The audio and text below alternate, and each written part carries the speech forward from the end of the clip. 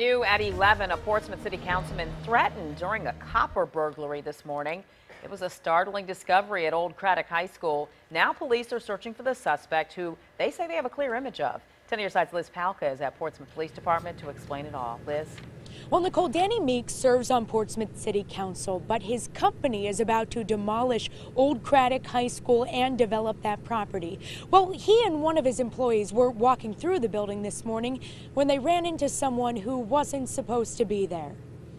We're taking all the copper out. Demolition crews worked late into Friday evening, clearing out copper pipes and more scrap from the Old Craddock High School building. For anybody who try to come in there, ain't gonna be no copper. Lamont Boyd was at the site early this morning. He was with his boss, Danny Meeks, who is also a Portsmouth City Councilman. Meeks' company, Empire Services, is preparing to demolish the building. They found a door that was oddly propped open. That was the shocking right there, that the person was still in the inside. That person was this man, according to Meeks. Portsmouth police, who are now investigating, released this picture of the suspect.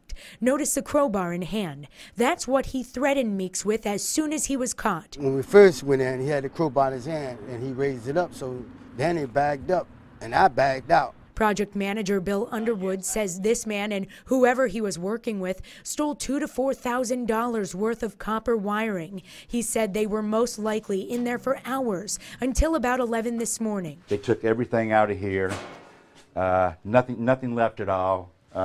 This right here was too large for them. Too heavy. They couldn't get it out of the building. These copper pipes were waiting by the door. Police say the suspect was most likely preparing to take that pile next, and then Meeks and Boyd walked in. Raised the crowbar back, and Danny said, "Hey, no problems, guy. It's just copper. Come on out." That's when the city councilman yelled for Boyd to call police. As the suspect tried to get away from the area, Meeks followed him. Danny followed him, and the guy stopped and he took a hammer out of his bag. He got close enough to get this picture of the suspect and then backed off. It was a situation that could have exploded, and Mr. Meeks didn't allow it to. Now, after that picture was taken of the suspect, Meeks tells us the man got in the passenger seat of a black pickup truck, and then that truck got away. Police are still working on identifying the man in that picture. However, Meeks' company says they are personally offering a $1,000 reward if a tip leads to an arrest.